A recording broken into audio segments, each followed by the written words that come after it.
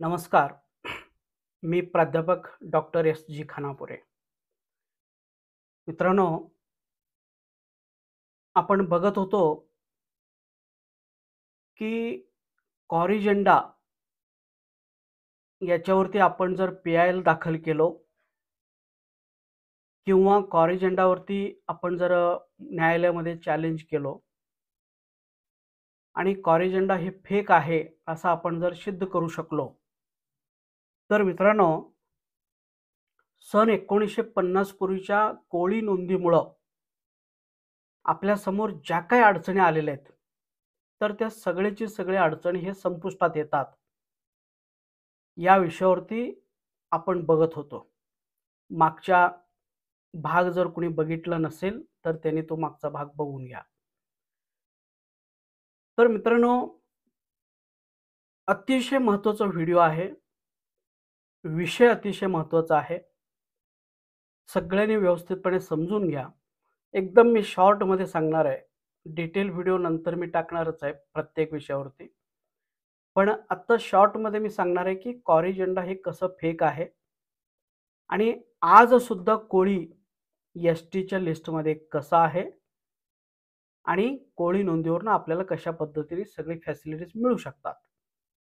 या विषयावरती मी आज बोलणार आहे. तर सगळ्यांनी व्यवस्थित ऐका, पूर्ण ऐका.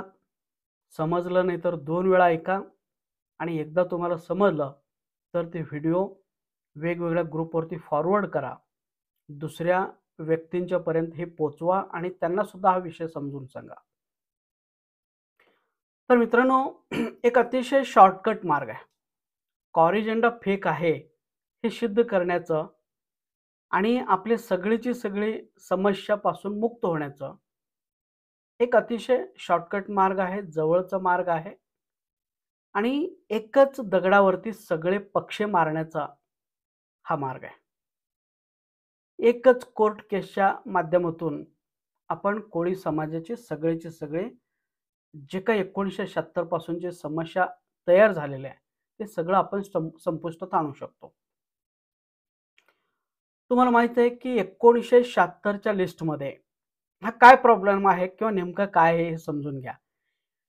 हे प्रत्येक मुद्दे तुम्हाला बारकाईने नंतर समजून सांगणार आहे. पण आज तुम्हाला जेवढं समजतं तेवढं समजून घ्या. 1976च्या लिस्टमध्ये 28 क्रमांकावरती कोळी, कॉमा, ढोर, कॉमा, टोकरे कोळी, कॉमा, कोलचा, कॉमा, कोलघा, कॉमा अशी एक यादी आहे. आणि सुप्रीम कोर्टाचे अनेक निकाल काय सांगतात, जर 2 शब्दांच्या मध्ये कॉमा असेल, तर ते दोन्ही शब्द हे स्वतंत्र असतात. इंडिव्हिज्युअल असतात, इंडिपेंडंट असतात. त्यांना इंडिव्हिज्युअल स्टेटस असतो, सोशल स्टेटस असतो. मग याचा अर्थ काय झाला? कोळी, कॉमा, ढोर, कॉमा, टोकरे कोळी, कॉमा प्रत्येक ठिकाणी कॉमा, कॉमा दिले गेलेले आहे. मग सुप्रीम कोर्टाच्या जजमेंटप्रमाणे काय झालं? कोळी ही वैयक्तिक किंवा इंडिव्हिज्युअल ट्राइब आहे. या लिस्टमध्ये कोळी एक स्वतंत्र ट्राइब आहे. ओके. हे पहिलं समजून घ्या, की कॉमा दिलेला आहे याचा अर्थ ते 2 वेगळे आहेत. म्हणजे इथं 28 क्रमांकावर जे काही दाखवलं ते सगळं वेगवेगळे आहेत. ढोर वेगळा आहे, टोकरे कोळी वेगळा आहे, कोलचा वेगळा आहे, कोलगा वेगळा आहे. ओके. त्याच्यानंतर इथं खरं म्हणजे कोळी वेगळं आहे म्हटल्यानंतर 1976 पासून आपल्याला कोळी नोंदीवरनं सगळ्या फॅसिलिटी मिळायला पाहिजे होते. पण का मिळालं नाही? तर मध्यंतरी आम्ही आर-टी-आय टीमच्या माध्यमातून राज्य शासनाला आम्ही पत्र लिहिलो. माहिती विचारली, की बाबा कोळी हे 28 क्रमांकावर असताना सुद्धा तर तुम्ही लोकं कोळी ऑनलाईन पोर्टलवरती का दाखवलेलं नाही? तर त्यावेळी त्यांनी उत्तर दिले, की 1977 ला म्हणजे 3 फेब्रुवारी 1977 ला सेंट्रल गव्हर्नमेंटनी काय केलं? सेंट्रल गव्हर्नमेंटनी कोळी कॉमा ढोर मधलं कॉमा काढलेला आहे, कॉरिजंडा पास केलेला आहे आणि त्या कॉरिजंडा पास करून कोळी कॉमा ढोरचं कॉमा काढून कोळी ढोर केलेलं आहे. त्यामुळं तिथं कोळी नाही तर ती कोळी ढोर आहे, असं त्याने उत्तर दिले. आणि म्हणून आम्ही ऑनलाईन पोर्टलवरती काय केलेलं नाही, की कोळी ही दाखवलेली नाही. कारण का, ती लिस्टमध्ये कोळी ढोर आहे, ती कोळी नाही. त्यानंतर आणखीन एक आम्ही विचारलं होतं, की बाबा मराठीच्या इंग्लिश यादीमध्ये कोळी कॉमा ढोर आहे आणि तुम्ही मराठीच्या यादीमध्ये कोळी ढोर का केला? तर पुन्हा त्याने उत्तर काय दिलं, ती कॉरिजंडा पास झालेला आहे आणि ते कॉरिजंडामुळं आम्ही कोळी ढोर केलेलं आहे किंवा कोळी ढोर मराठीच्या यादीमध्ये आलेलं आहे. म्हणून लक्षात घ्या, हे कॉरिजंडामुळं ऑनलाईनला कोळी दाखवलेली नाही. ऑनलाईनला कोळी दाखवलं नसल्यामुळं आपल्याला कोळीवरनं अर्ज करता आला नाही, ॲप्लिकेशन करता आलं नाही आणि म्हणून आपल्याला फॅसिलिटी मिळाली नाही. म्हणजे कॉरिजंडा हे फार महत्त्वाचं आहे. आणि जर समजा कॉरिजंडा जर चुकीचं आहे असं आपण जर ठरवलं, सिद्ध केलं, तर आपोआपच काय होणार आहे, ऑनलाईन पोर्टलवरती कोळी येणार आहे. कारण कोळी का दाखवलं नाही त्याने? कॉरिजंडामुळं. मग कॉरिजंडा जर फेक निघाला तर काय होईल? ऑनलाईन पोर्टलला कोळी येणार आहे. आणि आपल्याला कोणत्याही परिस्थितीमध्ये मिलिंद कटवाऱ्याला जर उत्तर द्यायचं असेल तर कोणत्याही परिस्थितीमध्ये कॉरिजंडा फेक आहे हे सिद्ध करावंच लागणार आहे. सिद्ध केलं तरच आपण ह्याच्यातनं वाचणार आहे, नाहीतर दुसरं काही पर्याय नाही. परंतु लक्षात घ्या, आर्टिकल 342 क्लॉज 1 ह्याच्यावरती मी डिटेल नंतर बोलतो. तिथं काय म्हटलेलं आहे त्याने, की क्लॉज 1 मध्ये अनुसूचित जमातीची यादी बनवायची आहे. म्हणजे त्या राज्यामध्ये, उदाहरणार्थ महाराष्ट्रामध्ये एक्सपर्ट टीम नेमायचं आहे, त्या जिल्ह्यामध्ये जायचं आहे, प्रत्येकाच्या घरी जायचं आहे, त्यांचा अभ्यास करायचा आहे आणि मग अभ्यास करून त्या जिल्ह्यामध्ये कोणकोणत्या ट्राईब्स राहतात ह्याची यादी बनवायची आणि ती यादी राज्य शासनाकडनं राज्यपालाकडे जाईल, राज्यपालाकडनं केंद्र शासनाला जाईल आणि केंद्र शासन काय करेल, ती RGIकडे पाठवेल. RGIने मंजुरी दिलं, NCSTकडे जाईल आणि NCSTकडनं राज्यसभा आणि लोकसभेमध्ये पारित होईल, त्याच्यावरती डिबेट होईल, बहुमताने पारित होईल आणि बहुमताने पारित झालं, राष्ट्रपतींची सही होईल, त्याच्यावरती मंजुरी मिळेल आणि राष्ट्रपतींची मंजुरी मिळाली तर ती गॅजेटियरमध्ये, दी गॅजेट ऑफ इंडिया किंवा ज्याला आपण नोटिफिकेशन म्हणतो किंवा प्रेसिडेन्शियल ऑर्डर म्हणतो, त्या प्रेसिडेन्शियल ऑर्डरमध्ये ते छापायचं आणि एकदा ते छापलं तर तो फायनल झाला. अशी ती प्रोसिजर आहे. आर्टिकल 342 आपल्याला लागू आहे आणि त्याच्यातलं क्लॉज फर्स्ट काय सांगतं, की या प्रोसिजरमध्ये तुम्ही जावा आणि ह्या प्रोसिजरमध्ये जाऊन म्हणजे तज्ज्ञ कमिटी, राज्य शासन, राज्यपाल, केंद्र शासन, RGI, NCST, राज्यसभा, लोकसभा, राष्ट्रपती आणि मग त्या छापायचं. दी गॅजेट ऑफ इंडियामध्ये किंवा त्यालाच आपण नोटिफिकेशन म्हणतो किंवा त्यालाच आपण प्रेसिडेन्शियल ऑर्डर म्हणतो. त्या प्रेसिडेन्शियल ऑर्डरमध्ये छापायचं आणि एकदा ते छापलं गेलं तर ते लॉमध्ये कन्व्हर्ट होतं आणि ते लॉमध्ये कन्व्हर्ट झालं, तिथून पुढं ते अंमलात येतं. अशी प्रोसिजर आहे आर्टिकल 342 क्लॉज 1. मग आर्टिकल 342 क्लॉज 2 काय सांगते? आता परवा मी 2 वेळा व्याख्या हे घेतलेलं आहे, 3-3 तासांचा एका ग्रुपवरती मी घेतलेला आहे. तर पुन्हा मी इथं डिटेलमध्ये काही बोलणार नाही, कारण नंतर मी बोलणारच आहे, वेगवेगळे व्हिडिओ मी बनवणार आहे. तर आर्टिकल 342 क्लॉज 2 मध्ये काय सांगितलं जावं? तर त्यांचं म्हणणं असं आहे, किंवा अनेक सुप्रीम कोर्टाने 5-5 बेंचच्या सुप्रीम कोर्टाने, कॉन्स्टिट्युएंट बेंचने काय सांगितलं, की presidential list is final and conclusion. एकदा राष्ट्रपतींच्या सहीने पारित झालेली लिस्ट एकदा ती गॅजेटमध्ये छापण्यात आली प्रेसिडेन्शियल ऑर्डरमध्ये छापण्यात आले, त्याला आपण प्रेसिडेन्शियल लिस्ट म्हणतो, तर ती फायनल असते. ती कन्क्लुजिव्ह असते. म्हणजे त्याला तोड नाही. त्याला दुसरा काय पर्याय नाही, ती फायनल. ओके. पुढं काय म्हटलं त्याने? एक 2-3 वाक्य सांगतो. त्याच्यामध्ये भरपूर मी बोललो परवा. 3 तास मी लेक्चर दिलेलं आहे. फक्त एक 2-3 वाक्य तुम्हाला सांगतो, की only parliament by law can amend, alter, modify, include, exclude, regroup, rearrange the presidential list. Article 342 मध्ये फक्त पॉवर कोणाला दिलेलं आहे? प्रेसिडेन्शियल लिस्ट एकदा तयार झाली, तर त्या लिस्टमध्ये जर काही तुम्हाला बदल करायचा असेल, आता उदाहरणार्थ त्याच्यामध्ये काही जमातींना वगळायचं आहे, काही जमातींना समाविष्ट करायचं आहे, काही जमातींची नावं चुकलेले आहेत, त्यांचे स्पेलिंग मिस्टेक बरोबर करायचं आहे, काही लिस्टमध्ये कॉमा एक्स्ट्रा पडलेले आहे, तर ते कॉमा काढून टाकायचं आहे, किंवा कॉमा पाहिजे तिथं पण प्रिंट झालं नाही, कॉमा टाकायचा आहे, किंवा तिथं डॅश करायचं आहे, फुल स्टॉप द्यायचा आहे. जे काही करायचं आहे प्रेसिडेन्शियल ऑर्डरमध्ये, तर ही फक्त आर्टिकल 342 प्रमाणे कोणाला अधिकार दिले गेलेला आहे? पार्लिमेंट. आणि ते पण कसं? Parliament by law. By law म्हणजे काय? तर जर समजा त्याच्यामध्ये काही शुद्धीकरण करायचं असेल, तर पहिल्यांदा त्या डिपार्टमेंटकडनं एक पत्र काढला जातो, की अमुक अमुक राज्याच्या अमुक अमुक यादीमध्ये अमुक अमुक क्रमांकावरती अमुक अमुक असं झालेलं आहे, चुकीचं झालेलं आहे आणि त्याला अमुक अमुक शुद्धीकरण करायचं.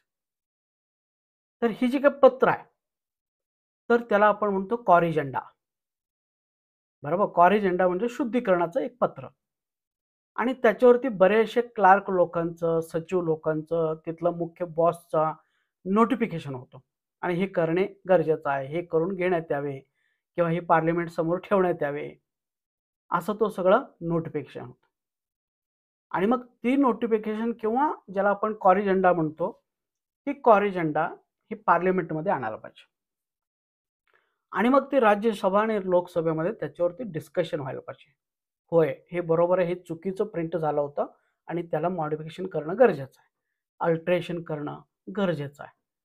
असं डिस्कशन व्हायला पाहिजे, डिबेट व्हायला पाहिजे आणि बहुमताने त्याला मंजुरी दिला पाहिजे. राज्यसभा आणि लोकसभा. आणि एकदा दोन्ही सभागृहामध्ये मंजुरी मिळाली, तर ती जाणार राष्ट्रपतींच्याकडं. आणि राष्ट्रपतींना वाटलं हे बरोबर आहे, त्यांनी जे केलं ते बरोबर आहे, त्याला मंजुरी देतील, सही करतील त्याच्यावरती आणि ते प्रिंट आउट होऊन बाहेर पडेल आणि तिथून पुढे ती लागू होईल. अशी प्रोसिजर आहे आर्टिकल 342 मध्ये. आर्टिकल 342 काय सांगतं? Only parliament by law can amend, alter, modify, include, exclude, rearrange, regroup the scheduled tribe order issued by the president. No any authority is vested with any power to modify or vary the presidential order. पार्लिमेंटच्या व्यतिरिक्त इतर कोणालाही ही powers दिले गेलेले नाही. राष्ट्रपतींच्या यादीमध्ये बदल करण्याचा, कोणत्याही प्रकारची बदल करण्याचा अधिकार इतर कोणालाही दिलेला नाही. हे आर्टिकल 342 सांगतं. म्हणजेच काय?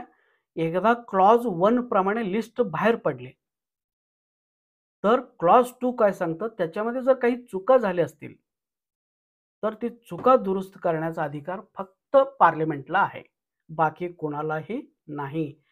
अगदी पंक्च्युएशन, साधा कॉमा एक्स्ट्रा पडलेला आहे किंवा डॅश पडलेलं आहे किंवा आणखीन काहीतरी अपॉस्ट्रोफी एस पडलेलं आहे किंवा महादेव डीई फी च्या जागी DEW झालाय. एक साधं स्पेलिंग मिस्टेक झालेलं आहे. जे काय होईल त्याच्यामध्ये बदल करण्याचा अधिकार फक्त पार्लिमेंटला देण्यात आलेला आहे. ओके. ऑफिसला काय अधिकार देण्यात आलेला आहे? जर समजा एखादी मूळ यादी, ज्याला आपण म्हणतो इंग्लिशमध्ये जी यादी तयार होतो त्याला मूळ यादी म्हटलं जातं. ओरिजिनल यादी इंग्लिशमध्ये तयार होत असते आणि इंग्लिशमध्ये तयार झालेली यादी बघून हिंदीमध्ये कन्व्हर्ट केला जातो किंवा मराठीमध्ये कन्व्हर्ट केला जातो. आणि जर समजा इंग्लिशमधली यादी टाइप करताना हिंदीमध्ये काही चुका झाल्या असतील, इंग्लिश यादी बघून टाइप करताना हिंदी यादीमध्ये काही चुका झाल्या असतील किंवा मराठीच्या यादीमध्ये काही चुका झाल्या असतील, तर तेवढी चुका काढण्याचा अधिकार हे त्या ऑफिसला आहे, ट्रायबल मिनिस्टरला आहे. बरोबर? परंतु मूळ यादीमध्ये बदल करण्याचा अधिकार ह्यांना नाही आहे.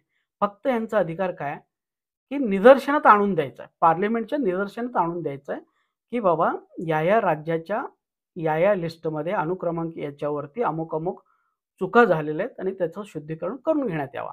असं फक्त त्यांनी तो पुट आउट करायचा आहे पार्लमेंटसमोर आणि तो पार्लमेंट ठरवणार आहे, की ते बदल करायचं का आहे तसं ठेवायचं.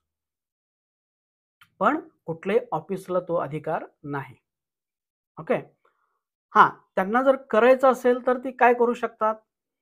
तर पार्लमेंटला सबमिट करण्यापूर्वी त्यांनी जी लिस्ट बनवलेली आहे, तिथं मात्र जर समजा काही चुका झाल्या असतील, मूळ लिस्ट म्हणजे जो बिल सबमिट झालेला आहे, त्या बिल सबमिट झालेली लिस्टमध्ये आणि त्या पार्लमेंटमध्ये सबमिट केलेल्या लिस्टमध्ये जर काही तफावत असेल, तिथं ती करेक्शन करू शकतात.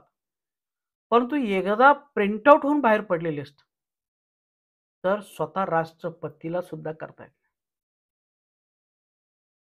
स्वतः राष्ट्रपतीला सुद्धा वाटलं नाही इथं चुकीचं झालेलं आहे, तरी सुद्धा त्या राष्ट्रपती महोदयांना त्या चुका दुरुस्त करण्याचा अधिकार कायद्यामध्ये दिलेला नाही.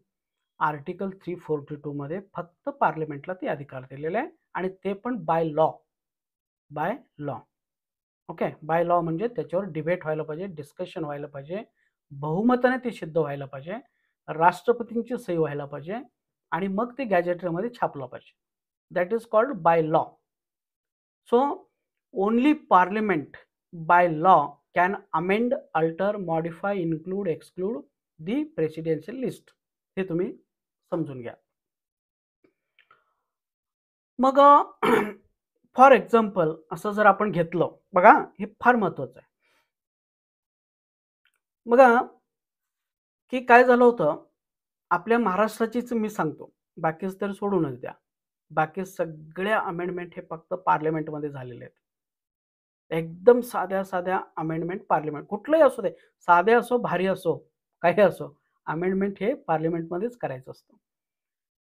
तर सीरियल नंबर 18 वरती ओरिजिनल बिल जेव्हा सबमिट केलं, तेव्हा सीरियल नंबर 18 वरती गोंड, राजगोंड होते आणि जेव्हा 1976 ला लिस्ट तयार केले, तेव्हा 18 नंबरवरती काय झालं, ते गोंड, राजगोंड झाला.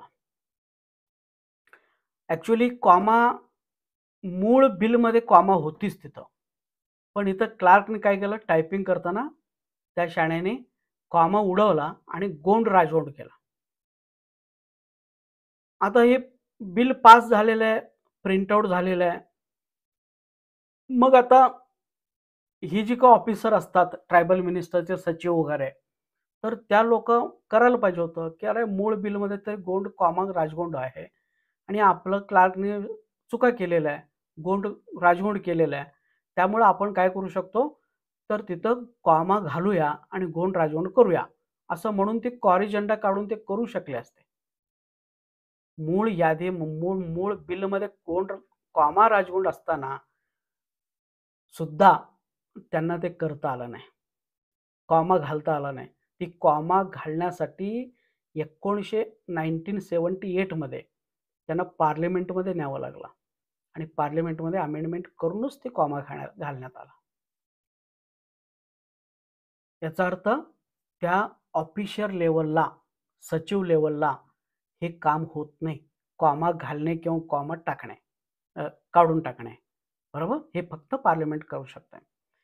त्याच्यानंतर पुन्हा सीरियल नंबर 18 वरतीच ओरिजिनल बिलमध्ये गोंड गोवारे आहे. गोंड गोवारे होते. पण 1976च्या लिस्टमध्ये सुद्धा गोंड गोवारीच होते. बिलमध्ये पण गोंडगोवारी आणि जे प्रिंटआउट झालं त्या लिस्टमध्ये पण गोंडगोवारीच आहे. पण असं असताना सुद्धा बिलमध्ये आणि लिस्टमध्ये एकच असताना सुद्धा जेव्हा लक्षात आलं की गोंड आणि गोवार हे 2 वेगळे आहेत, तर त्यावेळी पुन्हा एकदा काय करण्यात आलं, 2000 साली सन 2000 मध्ये पुन्हा पार्लिमेंटमध्ये नेण्यात आलं. आता बिलमध्ये पण तेच आहे, लिस्टमध्ये पण तेच आहे, त्यामुळे ते अमेंडमेंट करायची गरजच नव्हती. परंतु ते पुन्हा पार्लिमेंटमध्ये नेऊन तर त्यांनी कॉमा टाकलेला आहे. तर इथं सुद्धा कॉमा टाकण्यासाठी पार्लिमेंटमध्येच जावं लागलं. त्याच्यानंतर जेव्हा गुजरात आणि महाराष्ट्र हे सेपरेट झाले, 1960 ला 2 लिस्ट तयार झाली. एक महाराष्ट्रासाठी एक लिस्ट आणि गुजरातसाठी एक लिस्ट. दोन्ही लिस्टच्या अनुक्रमांक 12 वरती कोळी कॉमा ढोर होते.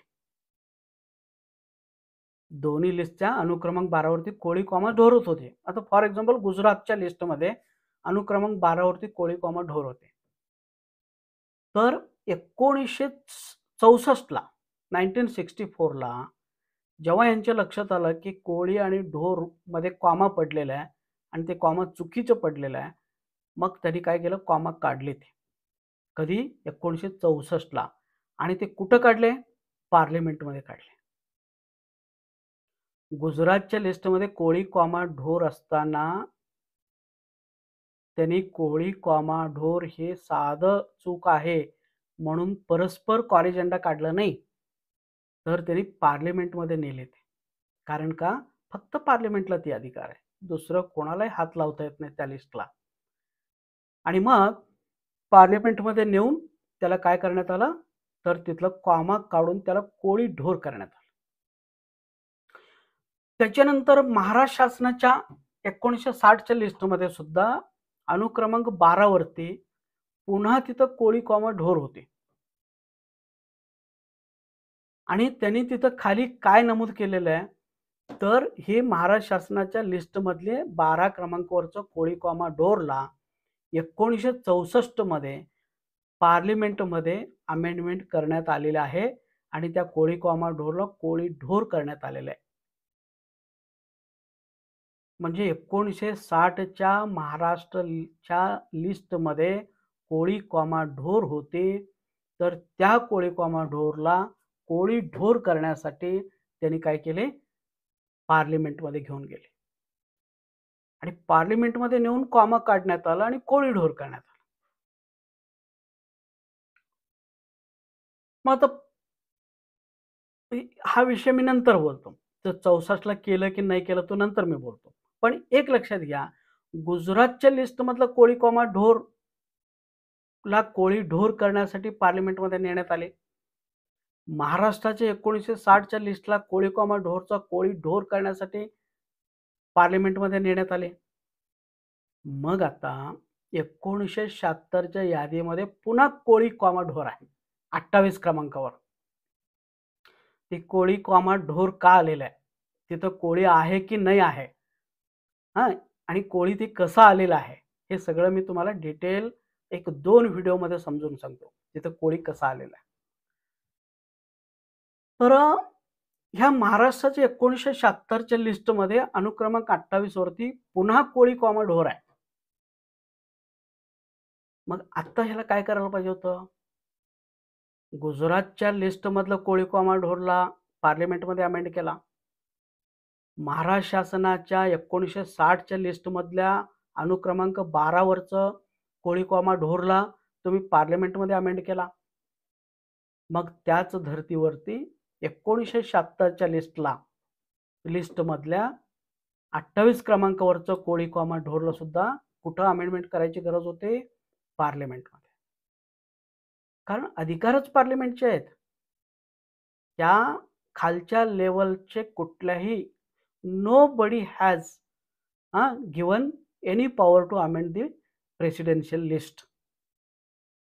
त्यामुळे फक्त पार्लिमेंटमध्येच न्यावं लागतं, म्हणून त्यांनी पार्लिमेंटमध्ये गुजरात आणि महाराष्ट्राच्या लिस्टला नेले होते.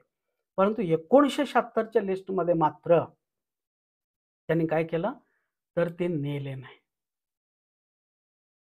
त्याने अमेंड केलं नाही. खरं म्हणजे अमेंड करायची सुद्धा गरज नाही. तिथं काय चूक केलं, तिथं काय पाहिजे होतं आणि काय आहे वगैरे आपण नंतर बघू, नंतर बघू. परंतु लक्षात घ्या, आपण तिथं कोळी, ढोर आहे असं जरी आपण आज समजलो आणि समजा आपण चुकीचं आहे असं आपण जरी समजलो, तिथं कोळी ढोर पाहिजे होतं, हे चुकीचं पडलं. जे आपल्या आता अभ्यासक वेगवेगळ्या ग्रुपवर चर्चा करतात बघा. असं जर समजा, की आपण एखाद्या मूर्खासारखं जरी आपण समजलो, की बाबा तिथं कोळी ढोर पाहिजे होतं आणि कोळी, ढोर हे चुकीचं पडलेलं आहे. असं जरी आपण समजलो, तरी सुद्धा याला शुद्धीकरण करण्याचा अधिकार कोणाला पण नाही. हे शुद्धीकरण फक्त कुठं व्हायला पाहिजे? पार्लमेंटमध्येच व्हायला पाहिजे. ऑफिशियल लेव्हलला कॉरिजेंडा काढून शुद्धीकरण करता येत नाही. परंतु ह्या लोकांनी काय केलं, की फक्त ऑफिशियल लेव्हलला कॉरिजेंडा काढलेला आहे. आता कोण काढलं ह्याची जबाबदारी घ्यायला तयार नाही. आम्ही आर-टी-आय खाली 15 मिनिस्टरला विचारलं, "बाबा रे, तुम्ही काढला का? तुम्ही काढला का? तुम्ही काढला का?" पण एकानेही मान्य केलं नाही, की आम्हीच ते कॉरिजेंडा काढलेला आहे. त्यामुळे इनवर्ड आउटरला काहीच नाही तिथं सेंट्रल गव्हर्नमेंटमध्ये. पुन्हा आम्ही विचारलं, "बाबा महाराष्ट्र शासनाबरोबर ह्याची काही पत्रव्यवहार तर तुम्ही केलं का? आणि त्याचे काही रेकॉर्ड्स असतील तर द्या." तर ते प्रत्येक डिपार्टमेंट म्हणतं, "आम्ही केलं नाही, आम्ही केलं नाही, आम्ही केलं नाही." त्यामुळे कॉरिजेंडा मुळात त्यांनी काढले की नाही हा वेगळा विषय आहे. समजा कॉरिजेंडा ओरिजिनल आहे असं जरी आपण म्हणलो, तर फक्त कॉरिजेंडा काढता येत नाही. तर ही कॉरिजेंडाला काय करावं लागतं, की पार्लमेंटमध्ये नेऊनच तो करावा लागतो. परंतु ह्या लोकांनी केलेलं नाही. आणि आम्ही आर-टी-आय खाली जवळपास 15 मिनिस्टरला विचारलं, अगदी राष्ट्रपतीपासून पेट्रोलियम मिनिस्टरपर्यंत. तुमचे पार्लमेंटरी अफेअर्स असू दे, ट्रायबल मिनिस्ट्री असू दे, लॉ अँड ज्युडिशियल असू दे, लेजिस्लेटिव्ह डिपार्टमेंट असू दे, हां, जिथं-जिथं शक्यता आहे हे अमेंडमेंट करण्याचे, त्या सगळ्यांना आम्ही विचारलो. आज अखेर 28 क्रमांकावर कोळी, ढोरबद्दल पार्लमेंटमध्ये अमेंडमेंट करण्यात आलेले आहे का? तर ते प्रत्येकाने सांगितलं, की आम्ही केलं नाही, आम्ही केलं नाही, आम्ही केलं नाही. आणि आम्ही हे विचारलं, की हे पार्लमेंटमध्ये करावं लागतो का ह्याला? तर त्यांनी सांगितलं, हे पार्लमेंटमध्येच अमेंडमेंट करायला पाहिजे. तर मित्रांनो, पार्लमेंटमध्येच अमेंडमेंट करावं लागतं. मी त्याच्यावर खूप खूप डिटेलमध्ये बोलणारच आहे नंतर, कसं करायचं, काय करायचं वगैरे. पण तुम्ही एकदम शॉर्टमध्ये समजून घ्या, की कॉरिजेंडा पास करता येत नाही. ती कॉरिजेंडा पार्लमेंटमध्ये नेऊन तर त्याला पास करून घ्यावा लागतो. ही प्रोसिजर आहे बाय लॉ. पण त्यांनी ते केलं नाही. फक्त कॉरिजेंडावरती ती पेट्रोलियम मिनिस्टरच्या एका ऑर्डिनन्समध्ये छापून ते मोकळं झालेलं आहे. मग ही जर कॉरिजेंडा पार्लमेंटमध्ये जर गेली नसेल, तर ते कायद्याच्या दृष्टीने ते अनकॉन्स्टिट्यूशनल ठरतं. तुम्हाला एक उदाहरण सांगतो. बिहारमध्ये एकूण 540 ऑर्डिनन्सेस आणि कॉरिजेंडा असं मिळून एकूण 540 ते काढले होते. आणि त्यांना पार्लमेंटमध्ये मंजुरीच घेतली नव्हती त्याची. तर एकाने सुप्रीम कोर्टात गेला आणि त्याने सांगितलं हे ऑर्डिनन्सला आणि ते कॉरिजेंडाला मंजूरच नाही पार्लमेंटचे आणि हे अनकॉन्स्टिट्यूशनल डिक्लेअर करा. तर सुप्रीम कोर्टाने ते 540च्या 540 ऑर्डिनन्स आणि कॉरिजेंडा हे बातील केलं. आणि त्याच्यावरनं तुम्ही जे जे केलेलं आहे, ते सगळंच रद्द केलेलं आहे त्यांनी. त्यामुळं ही पार्लमेंटमध्ये गेलं तरच ते लॉमध्ये कन्व्हर्ट होतं. पार्लमेंटमध्ये नाही गेलं तर ते लॉमध्ये कन्व्हर्ट होत नाही. आणि आपल्या कॉरिजेंडा जे आहेत 3 फेब्रुवारी 1977ला तर ती पार्लमेंटमध्ये गेलेली नाही. त्याची सगळी 280 पानांची सगळे आर-टी-आयचे डॉक्युमेंट्स आहेत आमच्याकडे. त्यामुळं इथं जर ती कॉरिजेंडा पार्लमेंटमध्ये नेलं नसेल, तर ते अनकॉन्स्टिट्यूशनल ठरतं. जर कॉरिजेंडा अनकॉन्स्टिट्यूशनल असेल, तर आजसुद्धा कोळी एस-टीच्या लिस्टमध्ये आहे आणि आजसुद्धा कोळी एस-टीच्या लिस्टमध्ये जर असेल, तर कोळी नोंदीवरनं सगळ्यांना फॅसिलिटी द्यावंच लागतं. एकदम शॉर्टकट मार्ग, एकदम सोपं मार्ग. ओके. आता हे कॉरिजेंडा अनकॉन्स्टिट्यूशनल आहे. 28 क्रमांकावरती आज अखेर अमेंडमेंट झालेली नाही. हे सगळे पुरावे आमच्याकडे आहेत. त्यामुळं तो काही विषयच नाही. ठीक आहे.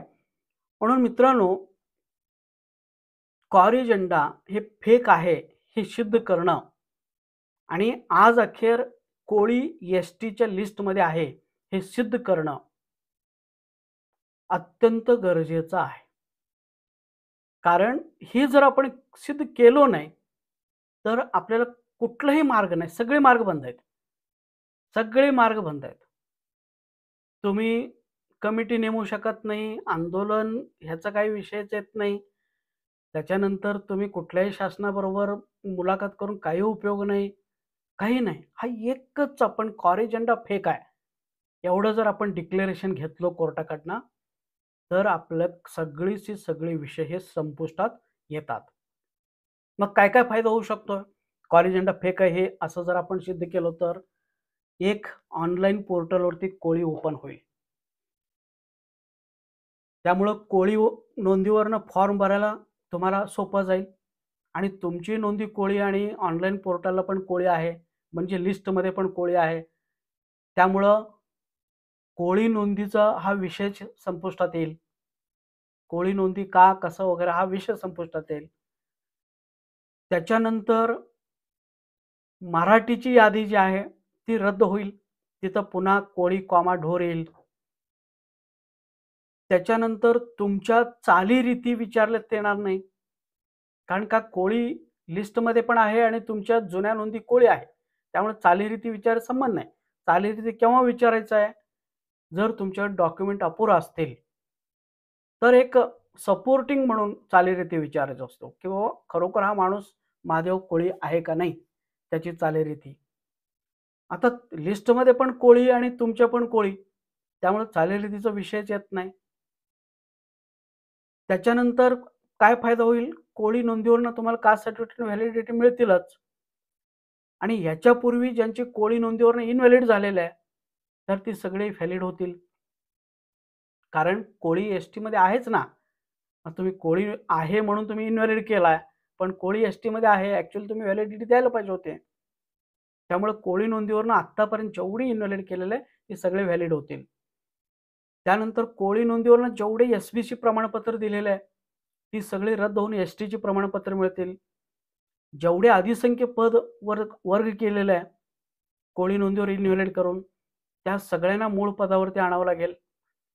त्यानंतर कोर्टामध्ये जेवढी कोळी नोंदीवरनं इनव्हॅलिड झालेलं आहे, ते सगळे प्रकरण रिओपन होतील आणि पुन्हा कोळी नोंदीवरनं त्यांना एस-टीचे प्रमाणपत्र द्यावं लागेल. तुमचं जे काही नुकसान झालेलं आहे 1976 पासून, त्याची एक स्वतंत्र याचिका दाखल करून तुम्ही तो नुकसान भरपाई घेऊ शकता. त्याच्यानंतर कोळी नोंदीवरनं सगळ्या महाराष्ट्रातल्या सगळ्या कोळ्यांना एस-टीचे प्रमाणपत्र मिळतील. ते डोंगरात राहणाऱ्यांची सुद्धा कोळीच आहे. आज ना उद्या ती अडचणीत येणार आहे. पण त्यांचाही प्रश्न मिटणार आहे. पठारावरती राहणारे लोकं आपलंही कोळी नोंदी आहेत. आपलाही प्रश्न मिटणार आहे. आणि समुद्रकिनारी जी काय काही सोनकोळी राहतात, तर त्यांचीही नोंदी कोळी आहे, तर त्यांचाही प्रश्न मिटणार आहे. त्यामुळं महाराष्ट्रातले प्रत्येक कोळ्यांचा प्रश्न हा एकच याचिकेतनं मिटणार आहे. आणि मी मगाच सांगितल्याप्रमाणे महत्त्वाचे अडथळे काय होते? कोळी नोंदी हे आपले अडथळे होते. तर आता आपण कोळी ही एस-टीच्या लिस्टमध्ये आहे हे सिद्ध केल्यामुळं, तर कोळी नोंदीवरचं भीतीच नष्ट होणार आहे. उलट कोळी नोंदीवरती आपल्याला कास्ट सर्टिफिकेट व्हॅलिडिटी मिळायला लागतील. त्याच्यानंतर मी मगाच सांगितलं चालीरीतीचा विषयच इथं येणार नाही. आणि तुम्ही कोणत्या भागातला रहिवासी आहे, हा पण विषय येत नाही. आत्तापर्यंत काय झालं, फक्त टी-एस-पीतल्याच लोकांना व्हॅलिडिटी देण्यात आली. पण आता टी-एस-पी असो, ओ-टी-एस-पी असो, कोस्टल एरियातले असो, सगळ्यांना द्यावं लागणार जर तुमची जुन्या नोंदी कोळी असतील तर. त्याच्यानंतर 24/4/85चं परिपत्रक उडून जाईल, त्याचा काहीच उपयोग होणार नाही. त्याच्यामुळं काही नुकसान आपल्याला होणार नाही. कारण का लिस्टमध्ये कोळे आहे. आपल्या जुन्या नोंदी कोळे आहेत. त्यामुळे 24/4/85 तुम्हाला काही करू शकत नाही आणि मिलिंद कटवारे काही करणार नाही. मिलिंद कटवारे उलट म्हणाले, "बरं झालं, लिस्टमध्ये कोळी आणि ह्यांची नोंदी कोळे आणि कोळी नोंदीवरनं कास्ट सर्टिफिकेट व्हॅलिडिटी द्या." त्यामुळे हा एकच असं आहे, की ज्याच्यामुळं ना संपूर्ण समस्या हे सुटून जाणार आहे. इथं तुम्हाला कुठलेही आमदार, खासदार, मंत्री, मुख्यमंत्री, उपमुख्यमंत्री यांचे पाय पडायची गरज नाही. कुठल्याही पक्षाकडं लाचारपणाने जायची गरज नाही. कुठल्याही शासनाच्या पाठीमागे फिरायची गरज नाही. आंदोलन, उपोषण, रास्ता रोको असलं काही करायची गरज पडणार नाही. त्याच्यानंतर शासनाबरोबर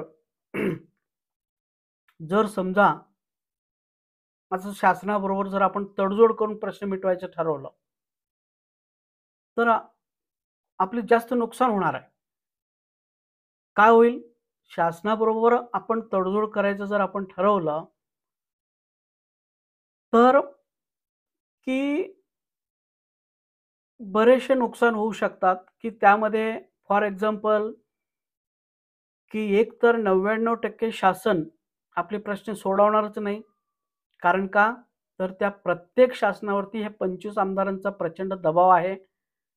त्या टी-एस-पी क्षेत्रातल्या संघटनेचा दबाव आहे आणि प्रत्येक शासनाला वाटतं ही 25 आमदार जर गेले, तर आमचं शासन पडणार. त्यामुळं काय तुमचं कितीही खरं असू देत, ते काही करू शकत नाही शासन. हे फक्त गोड बोलून दिवस ढकलायचं.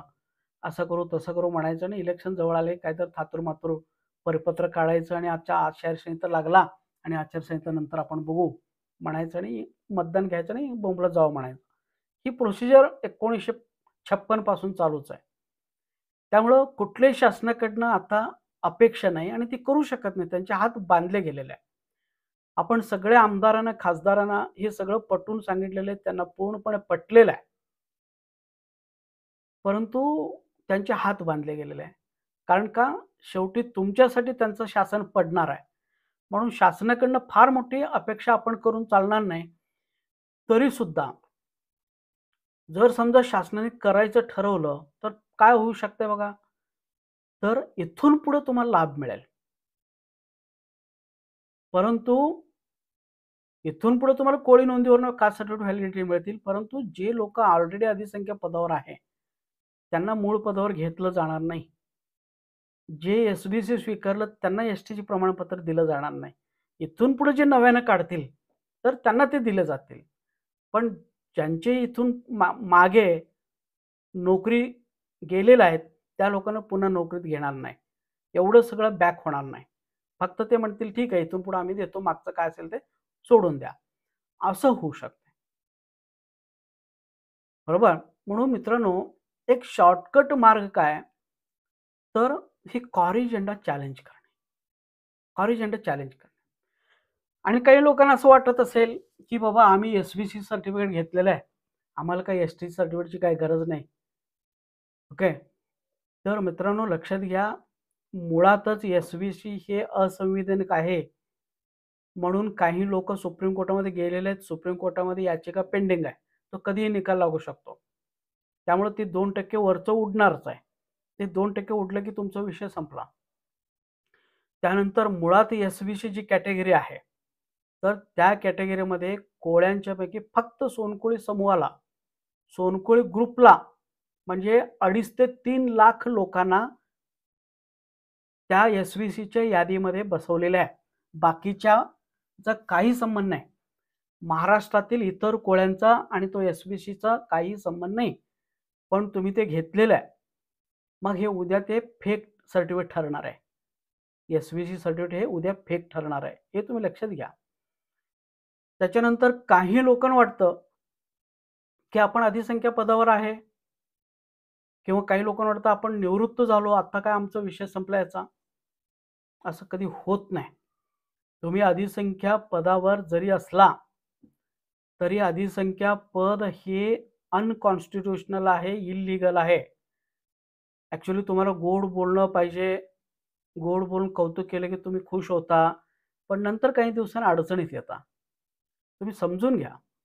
अधिसंख्य पद ही कायद्यामध्ये कुठेही नाही आहे.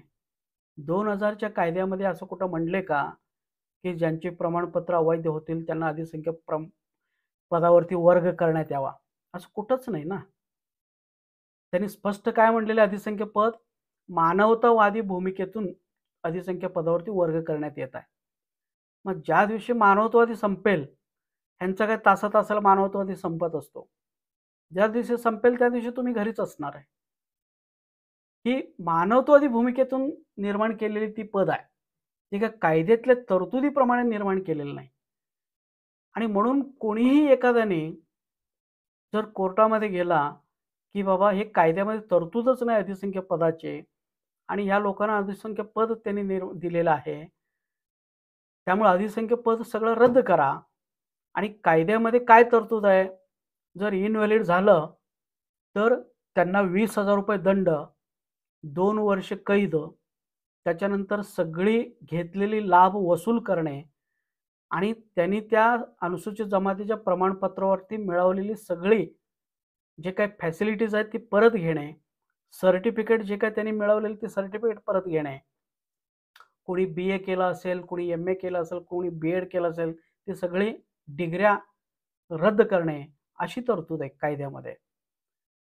त्यामुळं ह्या लोकांची प्रमाणपत्र इनव्हॅलिड झालेले आहेत आणि 2001च्या कायद्यामध्ये इनव्हॅलिड झाले की असं तरतूद आहे. अधिसंख्य पदाची तरतूद नाही. त्यामुळं अधिसंख्य पदावरून काढून टाका आणि त्यांच्याकडनं हे सगळं वसूल करा. आता आपण बघितलं हलवा समाजाच्या एका अधिकाऱ्यांना वसुलीचे आदेश पण दिलेले आहे. तर असं होऊ शकते. असं होऊ शकते. कारण मानवतावादी भूमिका आहे, लक्षात घ्या. त्यामुळं तुमची इन्क्रिमेंट थांबणार. इन्क्रिमेंट तर काय तो लीगली बसतच नाही आहे. आणि टेम्पररी पोस्ट आहे हो. टेम्पररी पोस्टला जसं आपण डेली वेजेसची पोस्ट म्हणतो तशातली पोस्ट आहे ते. 11 महिने या, पुन्हा ब्रेक घ्या, पुन्हा 11 महिने या, अशातलं ती पोस्ट आहे. त्याला इन्क्रिमेंट वगैरे काही नसतात. आणि जर एखाद्याने याचिकाच दाखल केली, तर मात्र आपल्याला शिक्षा ही होणार. आपली सगळी बेनिफिट्स हे काढून घेतले जाणार. त्यामुळं अधिसंख्य पद हे जास्त दिवस टिकणार नाही. रिकव्हरी आज ना उद्या ते करून घेऊ शकतात. त्यामुळं सावध राहा. टेम्पररी सुखामुळं भविष्य अडचणीत आणू नका.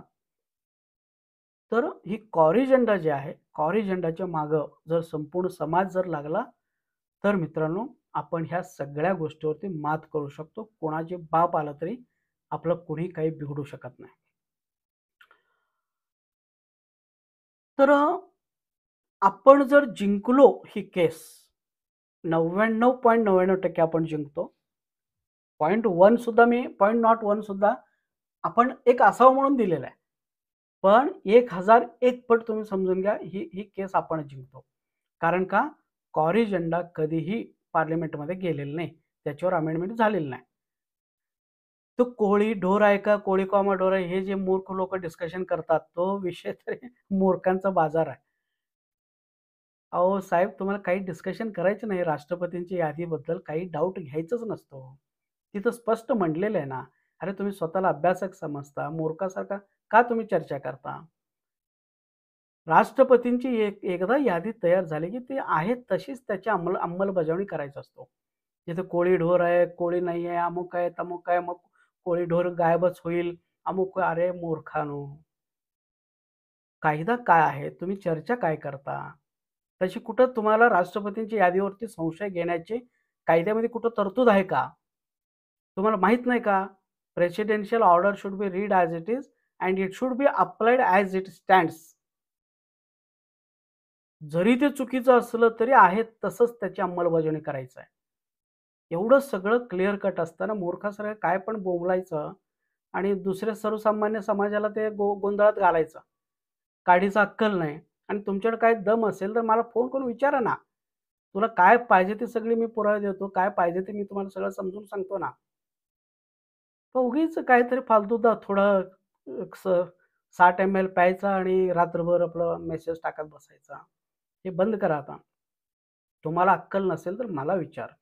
तुला पाहिजे त्या सगळ्या प्रश्नांची उत्तर देतो. तर लक्षात घ्या, जर आपण हे जिंकलो, तर सगळीची सगळी मी मगाशी सांगितल्याप्रमाणे सगळे प्रश्न सुटणार आहेत. एका दगडामध्ये सगळ्या पक्षी मरणार आहेत. बरोबर? त्यामुळं हे फार महत्वाचं आहे, कॉरिजेंडावरती जाणे. आणि जर समजा आपण हरलो, आता हरण्याची तरी जरासुद्धा शक्यता नाही. कारण का जे डॉक्युमेंट्स आहेत आपल्याकडं, जे जजमेंट्स आहेत, हां, ते काय सांगतात, की कॉरिजेंडा हे फेकच आहे. आता मी सुप्रीम कोर्टाच्या वकिलाबरोबर 2-2 तास बोललो. सुप्रीम कोर्टाच्या काउन्सिलर बरोबर मी 40 मिनिटं बोललो. त्या 40 मिनिटासाठी ₹40,000 दिलो आणि त्यांचं म्हणणं आहे, की कॉरिजेंडा फेकच आहे आणि इझिली ते आपण सिद्ध करू शकतो, हे फेक आहे. मग एवढं सगळं असताना एक 60 एम-एल दारू पिऊन तुम्ही दिवस-रात्र ओरडत असता, मेसेज टाकत असता. तुम्ही सुप्रीम कोर्टाच्या वकिलापेक्षा, सुप्रीम कोर्टाच्या काउन्सिलरपेक्षा आणि त्या कायद्यापेक्षा, त्या आर्टिकल 342 क्लॉज 2 पेक्षा तुम्ही मोठे आहे का रे? कशाला हो स्वतःला ह्याच्यामुळं काय होतं, तुम्ही स्वतःची इज्जत घालून घेता. वेळ आमचं जात नाही. तुम्ही स्वतःचे म्हणजे काय मूर्ख हा माणूस आहे. एवढी जजमेंट आहेत, एवढे आर्टिकल्स आहेत, एवढ्या सगळ्या गोष्टी आहेत आणि ह्यो माणूस मूर्खासारखं काय पण बडबडतो. असं होतंय. थोडंसं तुम्ही शांत बसा. जेवढं शांत बसाल, तेवढं लोकं तुम्हाला अभ्यासक म्हणतील आणि तुम्ही जेवढं बोलायला जाल, तेवढं मूर्ख तुम्ही ठरताय. कारण तुम्हाला माहीत आहे तुमच्याकडे किती अक्कल आहे. त्यामुळं अशा मूर्खांच्या नादी लागू नका आणि त्यांचं सगळं सोडून द्या विषय. तर इथं जर आपण हरलो समजा, हारण्याची शक्यता तर काहीच नाहीये. समजा आपण हरलो. समजा अजून काहीतरी तरतूद असेल किंवा काहीतरी झालं समजा आपलं वकिलाला बोलता आलं नाही किंवा काही जर झालं. आता पिटिशन तर मीच लिहिलेलं आहे आणि त्याचं फक्त त्यांनी मॉडिफिकेशन करून दिलं आणि सगळ्या पॉइंट ओके झालेले आहेत. तिथं कुठे काहीच नाहीये आणि सगळ्या कमीत कमी 50 भर जजमेंट्स, सगळ्या आर्टिकल, सगळ्या ह्या सगळ्या गोष्टी आपण जोडलेल्या आहेत. त्यामुळे तो काही विषय नाही. समजा त्यातून पण आपण हारलो. मग काय होईल? होऊन काय होईल? होऊन काही होणार नाही. तुमचं काही नुकसान होणार नाही. आत्ता जे चालू आहे ना, आंदोलन, उपोषण, अमुक-तमुक, काळा झेंडा दाखवा, ह्याला भेटा, त्याला भेटा, ह्याच्याशी मीटिंग, त्याच्याशी मीटिंग, हे चालू राहील पुढं. जे काही पुढच्या पिढी असतील, मागची पिढी मागे राहील, पुढची पिढी पुढं जात राहील आणि काहीच होणार नाही. नुकसान काहीच नाही ह्याच्यामध्ये. फार तुमचं नुकसान काय होईल? समजा ह्या लढ्याला तुम्ही एक ₹500 दिला असेल, ₹1000 दिला असेल, तेवढंच तुमचं ₹1000 जाईल. पण जर आपण जिंकलो, तर मात्र तुमच्या ₹1000चं कमीत कमी तुम्हाला एक 10,00,000चा फायदा होणार आहे. संपूर्ण समाजाला ह्याचा फायदा होणार आहे. तुमच्या एका ₹1000मुळं. एवढा मोठा फायदा भरपूर आहे. नुकसान काहीच नाही. नुकसान जास्तीत जास्त ₹500, ₹1000 एवढंच नुकसान आहे. पण फायदा जर झाला, तर मात्र सगळं विथ तुमचं सगळं जे लॉस झालेलं आहे, त्याच्या सकट फायदा होतो. कारण ही फार महत्त्वाचं आहे. हारलो काय, जिंकलो काय, ह्याच्यात जायलाच पाहिजे. कोर्टामध्ये जायलाच पाहिजे. कारण का सगळेच्या सगळे पुरावे हेच सांगतात, की corrigenda is fake. Still there is a Koli at serial number 28. त्यामुळे मित्रांनो ह्याच्यावर जास्त फोकस करा. आणि आपण हेच सिद्ध केलं पाहिजे. कोळी एस-टीमध्येच आहे. हा एकच पर्याय आता आपल्या समोर आहे. बाकी काही पर्याय नाही, की लोकांनी वेगवेगळे टाकलेले आहे, पी-आय-एल टाकलेले आहे, जे अमुक टाकले, तमुक टाकले, काही उपयोग नाही. तुम्ही काय वाटेल ते टाकलं तरी पुन्हा त्या रीड ॲज इट इज प्रमाणे कोळी महादेवच तुम्हाला दाखवायला पाहिजे. पण आपण दाखवू शकत नाही. मग कोळी तिथं आहे, आमच्याकडे पण कोळी नोंदी आहे. विषय संपला. आता शेवटी कोळी महादेव काय, मल्हार कोळी काय, टोकरे कोळी काय, सोनकोळी काय, शेवटी कोळी आहेत ना. सगळेच कोळी आहेत. त्यामुळं कोळी नोंदी आपल्याकडं असल्यामुळं आपण त्या इझिली जिंकू शकतो. बाकीचा महादेव, मल्हार, टोकरे कोळींचा विषय संपुष्टात येतो. फक्त कोळी म्हणून संपूर्ण महाराष्ट्रामध्ये आपल्याला कास्ट सर्टिफिकेट आणि व्हॅलिडिटी मिळायला लागतील आणि हेच आपल्याला करायचं आहे आणि हे व्हायला पाहिजे. नाही बाकीचे बोंबलतात, की ढोर कोळीच नष्ट होणार, अमुक होणार. त्याच्यावर एक घेतो मी लेक्चर. एकेकांचं सगळ्यांचे मेसेज माझ्याकडे आलेले आहेत. सगळ्यांची नावं घेऊन काही किती लोकं मूर्ख आहेत. हे सगळं मी तुम्हाला दाखवतो. पण हा पहिल्यांदा हा विषय तुम्ही समजून घ्या, की मी सीनियर काउन्सिलर बरोबर बोललो. सुप्रीम कोर्टाच्या, हायकोर्टाच्या नव्हे, सुप्रीम कोर्टाच्या सीनियर काउन्सिलर आणि सुप्रीम कोर्टाच्या वकिलाशी बोललो. सखोल डिस्कशन झालेलं आहे. प्रत्येक पॉइंटवर डिस्कशन झालेलं आहे आणि पिटिशन आता माझ्या हातामध्ये तयार आहे. बरोबर? त्यामुळं काही विषयच काहीच नाही. हारण्याचं काहीच हे नाहीये. त्यामुळे मित्रांनो, इथं आपण ह्या पिटिशनमध्ये काय प्रेयर केलेलं आहे? तर पिटिशनमध्ये आपण प्रेयर केलेलं आहे, की कॉरी एजेंडा हे अनकॉन्स्टिट्यूशनल आहे, याचं डिक्लेरेशन द्या.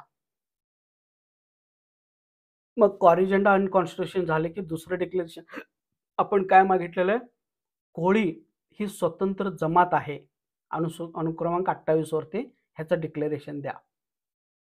आणि कोळी असेल, तर मग कोळी नोंदीवरनं अनुसूचित जमातीचे प्रमाणपत्र देण्याचे संबंधितांना आदेश करा आणि कोळी ऑप्शन ऑनलाईन पोर्टलवरती अपलोड करण्यासाठी आदेश करा.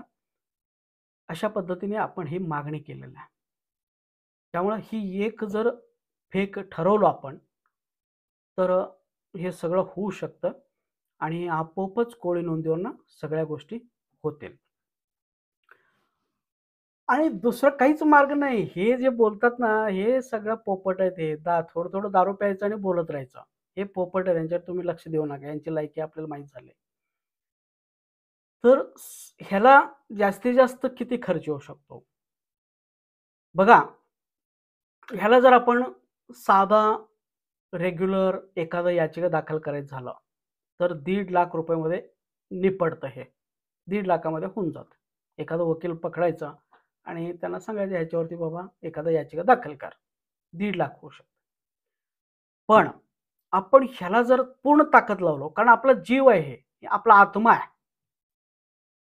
आपला आत्मा आहे. त्यामुळे ह्याला जर पूर्ण आपण ताकद लावलो तर काय होऊ शकतं बघा. तर आपण आता ऑलरेडी पिटिशन लिहायला ₹1,10,000 दिलेला आहे. त्यानंतर त्या सुप्रीम कोर्टाच्या काउन्सिलरशी बोलायला ₹40,000 आपण दिलेला आहे. म्हणजे ₹1.5 लाख जवळपास आता खर्च झालेलेच आहेत. त्याच्यानंतर त्या काउन्सिलरची फी आहे, ही लोकं महाराष्ट्राची नाही आहे. हे बाहेरच्या राज्यातनं काउन्सिलर आहे ते. तर सुप्रीम कोर्टातले सीनियर काउन्सिलर आहे आणि त्यांची फी किती आहे? तर त्यांनी जास्त सांगितले होते, पण आपण बार्गेनिंग करून त्यांना कमी केलेलं आहे. तर एका व्हिजिटला ₹3,00,000 फी आहे त्यांची. एकदा ते आले कोर्टामध्ये तर ₹3,00,000 लागू होणार. मग मॅक्सिमम एक 3-4 वेळा त्यांना यावं लागणार आहे. कारण काय आपण म्हणू, तारीख कधी पडतील, किती पडतील सांगता येत नाही आत्ताच. त्यामुळे 3 ते 4 वेळा आपल्याला सीनियर काउन्सिलरला आणावं लागेल.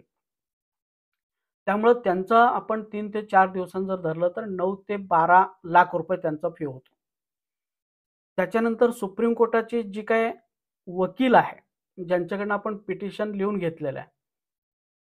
त्या काउन्सिलर आणि वकील दोघं मिळूनच ते पिटिशन तयार केलेलं आहे आणि त्याच्यातला 90% साचा मीच दिलेला आहे आणि फक्त त्याने त्यांच्या भाषेमध्ये थोडं-थोडं कन्व्हर्ट केलेलं आहे. तर ती जी सुप्रीम कोर्टाची वकील आहेत त्यांची फी आहे ₹75,000 एका सिटिंगला. एकदा ते आले कोर्टामध्ये तर ₹75,000 असं त्यांचं आहे. जर समजा आपण जर म्हणलो त्या सुप्रीम कोर्टाचे वकील आणि त्या काउन्सिलर बरोबर आपल्या ओळखीचं, आपल्या जवळचं एखादा हायकोर्टाचा पण वकील असावा, आपल्या विश्वासातला वकील असावा. कारण कोण कधी फिरेल सांगता येत नाही. असं जर झालं तर त्या हायकोर्टाच्या वकिलाची फी आता चालूच आहे जवळपास ₹1.5 लाख. अशा पद्धतीने हे आहे आणि काही वेळा पी-आयला डिपॉझिट दाखल करा म्हणून पण सांगतात, काही वेळा सांगत नाही. तो नंतरचा भाग आहे. त्याच्यानंतर मग थोडंफार जी काही लोकं हायकोर्टामध्ये हजर राहतील, हां, तर त्यांचं थोडंफार ट्रॅव्हलिंग खर्च वगैरे असं जर धरलो आपण, तर एक 20 लाखाच्या जवळपास ही खर्च अंदाजे. थोडं जास्त पण होईल, कमी पण होईल. कारण का काउन्सिलरची संख्या वाढली समजा येण्याची व जास्त होऊ शकते किंवा सुप्रीम कोर्टाच्या वकिलाची एका वेळी यायला 75,000 आहे. समजा त्यांना 5-6 वेळा यावं लागलं, तर ते त्या पटीने ते घेणार. तर एक ऑन एन एव्हरेज आपण एक ₹20 लाख आत्ता सध्या आपण धरलो. तर ही याचिका दाखल होऊ शकते. बरोबर? आणि खरं म्हणजे ही 1 किंवा 2च सिटिंगमध्ये हे खलास व्हायला पाहिजे. कारण का त्या शासनाने जे उत्तर द्यायला पाहिजे कोर्टामध्ये, तर ती उत्तर ऑलरेडी आपल्याकडे आहे.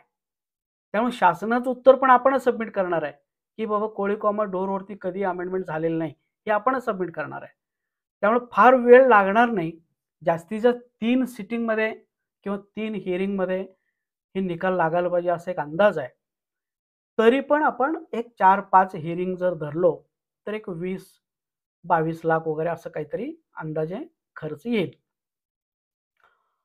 मग इथं हा पैसा काय करायचा? कसं करायचं? तर परवा मी मीटिंग घेतलो त्याच्यामध्ये जरा चर्चा झाली. तर हे प्रत्येक जिल्ह्याला वाटून द्यायचं. कारण का त्या प्रत्येक जिल्ह्याचे म्हणजे कोणकोणत्या जिल्ह्यातली कोळी लोकांना कोळी नोंदीवरनं प्रमाणपत्र मिळत नाही. तर हे त्या जिल्ह्यांची नावसुद्धा आपण टाकायच्या विचारात आहोत. त्यामुळं इथं आपण काय करतो, की प्रत्येक जिल्ह्याकडून आपल्याला कॉन्ट्रिब्युशन पाहिजे. म्हणून एका जिल्ह्याकडनं कमीत कमी 70,000 ते 75,000 रुपये 70,000 ते 75,000 आता 36 जिल्हे आहेत. 70,000 ते 75,000 म्हटल्यानंतर 36 जिल्हे म्हटल्यानंतर जवळपास त्या 20,00,000च्या जवळपास ते जाईल. बरोबर? म्हणून एक 70,000 ते 75,000 आपण टार्गेट ठेवतो. आणि इथं हे पैसे कलेक्ट करताना आपण कसं करणार आहे, की त्या जिल्ह्यातले एक दोघांनी पहिल्यांदा जॉइंट अकाउंट काढायचं आहे. समजा कोल्हापूर जिल्हा आहे आणि समजा माझ्याकडे ती जमा करायची आहे. तर मी अजून एक कुणाला तरी घेणार, जॉइंट अकाउंट काढणार आणि जॉइंट अकाउंट काढून त्याचा जो रिकामा पासबुक असेल ते ग्रुपवरती मी टाकतो. कुठलं ग्रुप?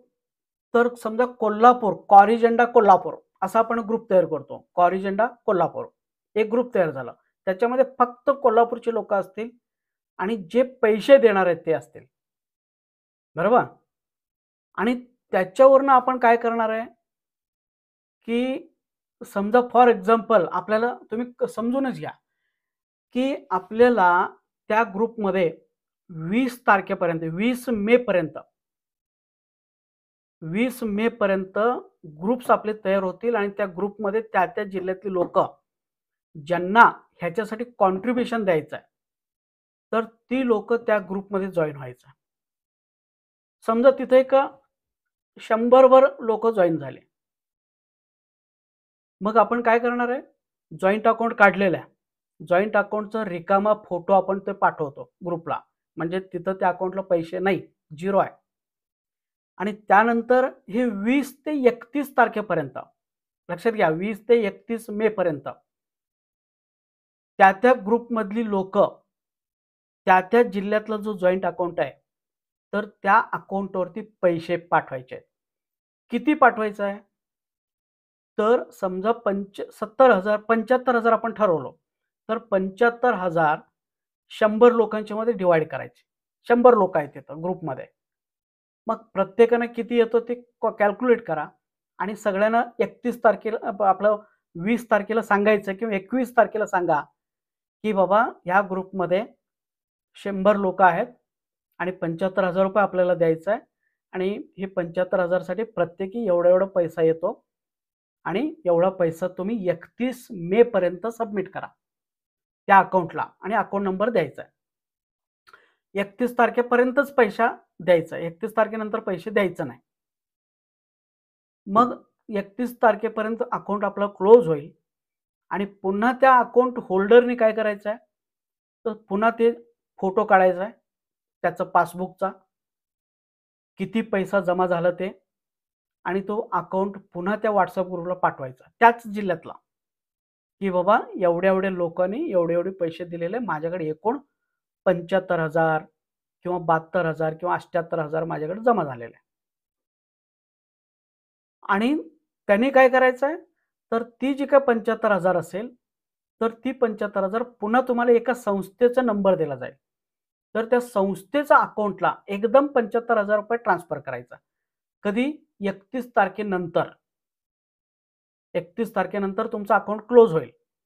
आणि ते सगळेचे सगळे पैसे एका कुठं संस्थेच्या अकाउंटला ट्रान्सफर करायचं आणि त्या संस्थेच्या अकाउंटला किती पैसे जमा होईल, किती एंट्र्या होतील, तर 36 एंट्र्या होतील. 75,000चे 36 एंट्र्या होतील.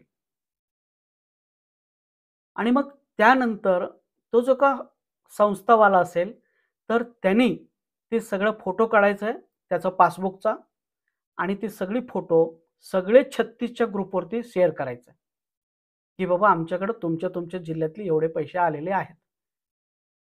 आणि त्यानंतर मग तुम्ही सुप्रीम कोर्टाच्या वकिलाला दिला, सुप्रीम कोर्टाच्या काउन्सिलरला दिला. तो ऑनलाईनच असणार आणि त्यावेळी काय करायचं, तर तो पैसा सुद्धा एकदा दिल्यानंतर पुन्हा तो शेवटचा जो एंट्री असेल, पुन्हा त्याचा फोटो काढायचा, पुन्हा त्या ग्रुपला सबमिट करायचा. तर अशा पद्धतीने आपण काय करतो, जिल्ह्यातलं एक अकाउंट 20 तारखेपर्यंत पहिल्यांदा WhatsApp ग्रुपमध्ये लोकं जमायचं आहे आणि ते फक्त जे पैसे देणार आहेत ती लोकं जमायची आहेत आणि तुम्हाला फार मोठं असं हे होणार नाही. जास्तीत जास्त तुम्हाला ₹200-300 कॉन्ट्रिब्युशन येईल. फार येणार नाही. आता तुम्हाला कॉन्ट्रिब्युशन किती मी सांगतो. तुम्ही जर 70 लोकं जमले समजा, त्या ग्रुपमध्ये 70 लोकं आले. कोल्हापूरच्या ग्रुपला 70 लोकच आले. मग त्यांना प्रत्येकाने किती कॉन्ट्रिब्युशन बसेल? समजा आपण एक 70,000 धरलो ऑन एन एव्हरेज. ₹1,000 कॉन्ट्रिब्युशन बसेल. आता ₹1,000 तुम्ही 70 लोकं देऊ शकत नाही का एका जिल्ह्यामध्ये? इझिली देऊ शकता. समजा त्या ग्रुपमध्ये 140 लोकं झाले. मग ₹500 पडेल. प्रत्येकाच्या नावे ₹500 जमा करा. समजा त्या ग्रुपमध्ये 280 लोकं झाले. ₹250 कॉन्ट्रिब्युशन झालं. फक्त ₹250 तुम्हाला द्यायचं आहे. जर समजा 560 लोकं झाले, ₹125 तुम्हाला द्यायचं आहे. 560 लोकं जर झाले तर. आणि जर समजा 1200 लोकं झाले, तर फक्त ₹60 किंवा ₹70 तुम्हाला द्यायचं आहे. ₹60 द्यायचं आहे. 1200 लोकं झाले तर.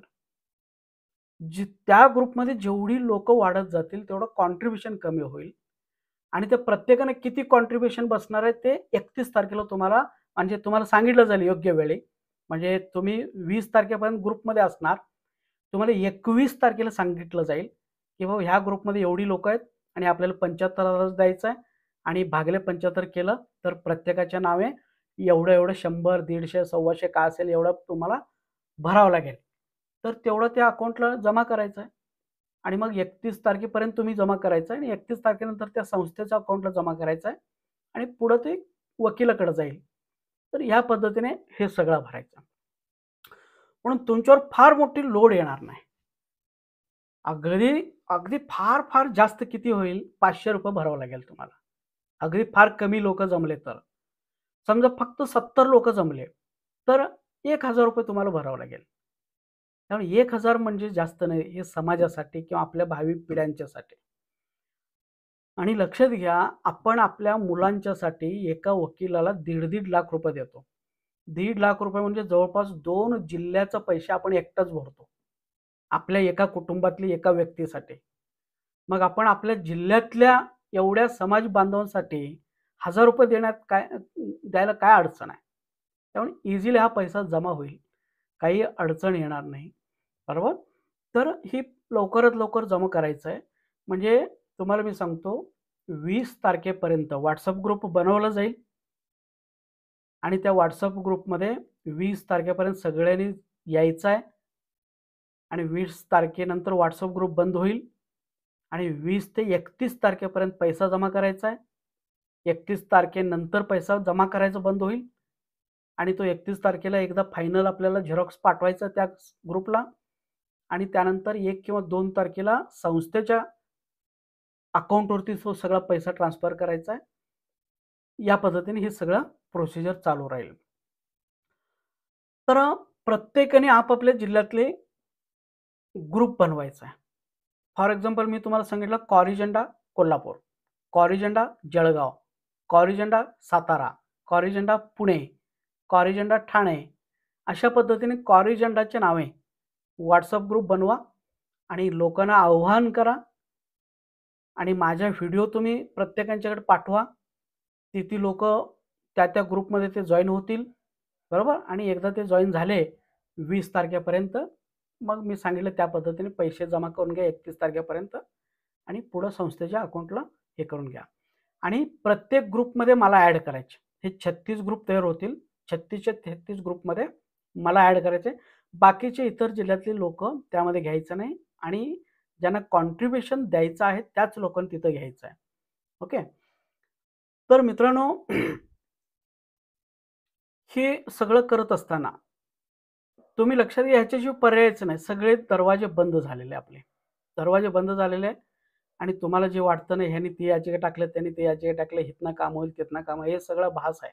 हे सगळं भास आहे. त्या लोकांचं अर्धवट नॉलेज असल्यामुळं ती लोकं सांगत असतात. त्यांना माहीत नाही की कोळी महादेव दाखवल्याशिवाय तुम्हाला प्रमाणपत्र मिळतच नाही. त्यामुळे त्याच्यावर काय असेल तरच तुम्ही बोला. बाकीचे सगळं हे फालतू आहेत. अर्धवट नॉलेजमुळं तुम्हाला वाटतं ह्याच्यातनं प्रश्न सुटेल, त्याच्यातनं प्रश्न सुटेल, सुटत नाही. फक्त हे कॉरेजेंडा फेक जर ठरवलं तर हे सुटू शकतो आणि कॉरेजेंडा फेक ठरलं नाही, तर मात्र सुटणार नाही. आणि 99.99% मी तुम्हाला सांगतो कॉरेजेंडा हे फेकच आहे आणि ते आपण सिद्ध करू शकतो आरामशीर.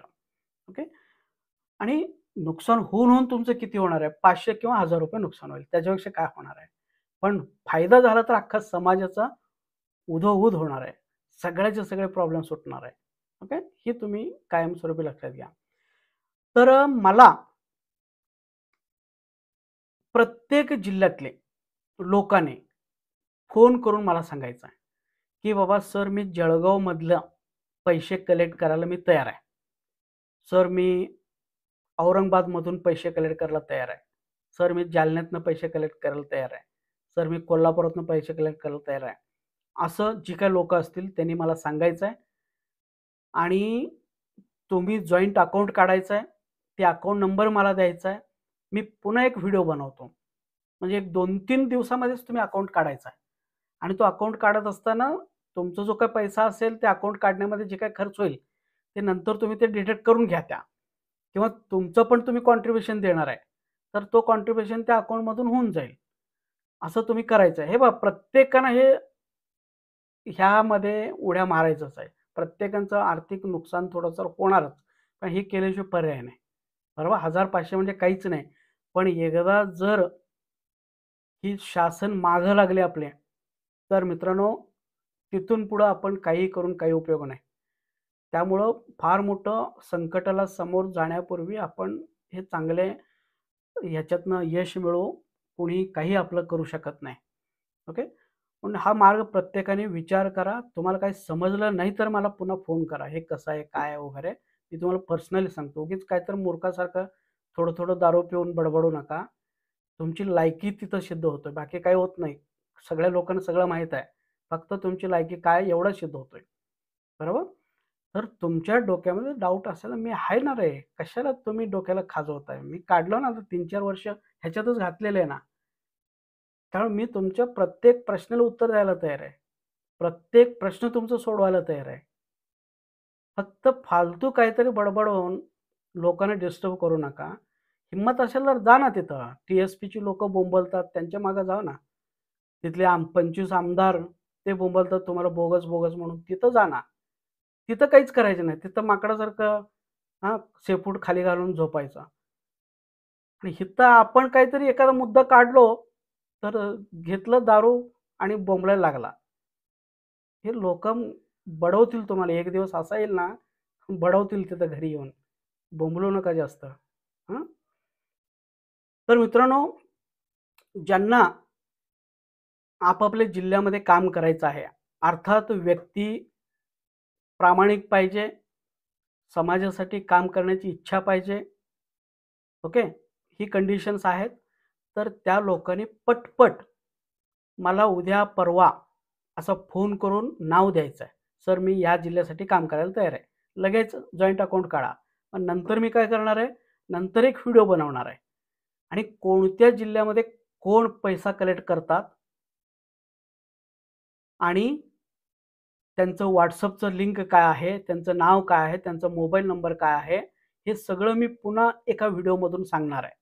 आणि ते तुमच्या जिल्ह्यातली लोकं तुम्हाला फोन करून तुमचे संपर्क करतील आणि त्यांना त्यांच्या ग्रुपमध्ये तुम्ही ॲड करून घ्या. तर उद्या परवा असं एक 2 दिवसामध्ये मला फोन करा. माझा नंबर आहे 89 89 75 75 50 99 8975755099 ह्याच्यावर फोन करा आणि मला कळवा. सर मी जॉइंट अकाउंट काढतो आणि मी पैसा जमा करून घेतो. ओके. असं मला कळवा म्हणजे पुन्हा मला एक 2-3 दिवसानंतर आणखीन एक व्हिडिओ बनवता येईल आणि पुढच्या गोष्टी आपल्याला करता येईल. ठीक आहे. धन्यवाद. थँक्स. God bless you.